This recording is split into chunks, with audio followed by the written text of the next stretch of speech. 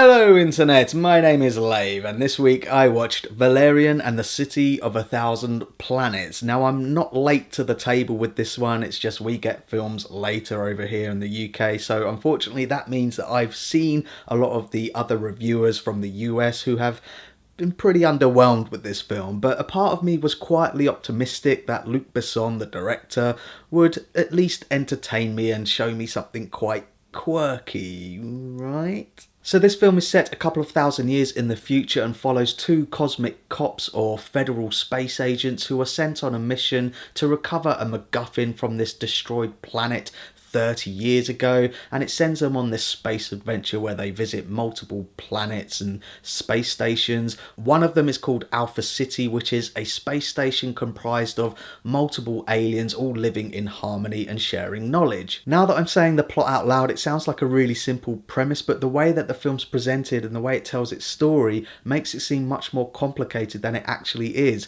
All they're really doing is trying to figure out what this MacGuffin is and how it relates to this particular alien species. But then the majority of the second act is really Valerian and Laureline going from one place to another, and then Valerian gets in trouble so Laureline has to save him, then Laureline gets in trouble so Valerian has to save her. And on more than one occasion I was sitting there thinking, okay, so she's got to put that jellyfish on her head because why? And she's got to go and meet that bloke called Bob because why again? And essentially it's to find out where the other one is so that they can go and save him. So pacing and storytelling issues aside, that's not the biggest problem.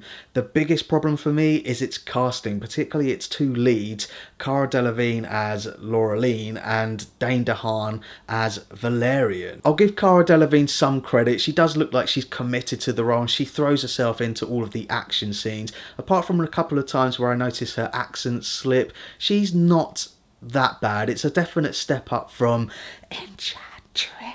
Dane DeHaan, on the other hand, is horribly miscast as Valerian, who's supposed to be this maverick, no-nonsense cop who's a real hit with the ladies.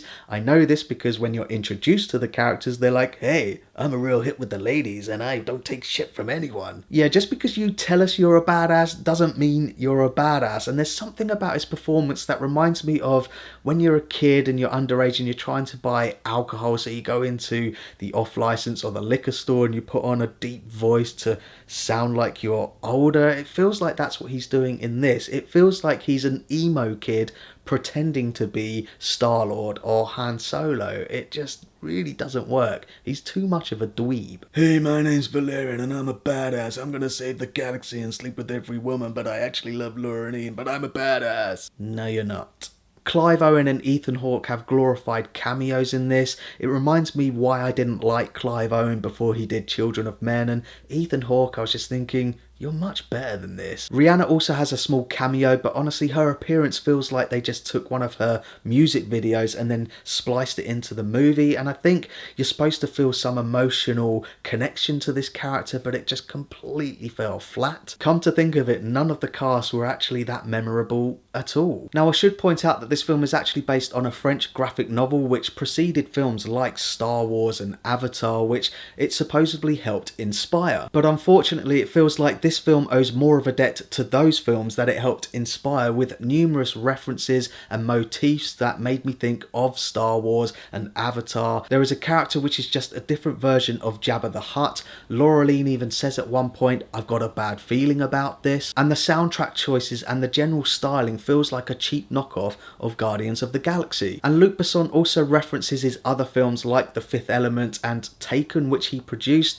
One character says at one point, I will find you and I will kill you, and then someone replies with, good luck. That somehow feels more acceptable because you can't really plagiarize yourself, but it suspiciously feels like a lack of creativity and new ideas. The visual effects, however, are really good, and there are some original ideas in some of the vast alien designs and characters, and the world building is really good, which does lead to some really good set pieces, but unfortunately this isn't enough to make it a memorable film. The third act in particular feels very rushed. It's like they forgot about the MacGuffin and this alien species, which essentially is the main plot of the film, so they have to resort to really bad exposition and flashbacks, and by then I just really didn't care. It really shouldn't have been called Valerian and the City of a Thousand Planets. It should have been called Valerian and the Alien Pooping Pearl Thing. Yeah, it's pretty underwhelming. So that's my thoughts on Valerian and the City of a Thousand Planets, and pause the video if you want to take a closer look at my enjoyment tracker now. I can't help but feel underwhelmed with this film, particularly as we've had Guardians of the Galaxy Volume 2 and Star Wars films which have just done it all better, which is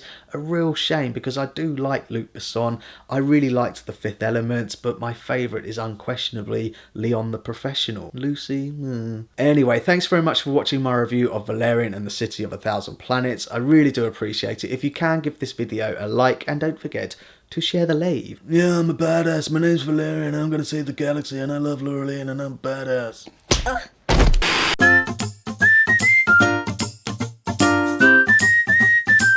Subscribe.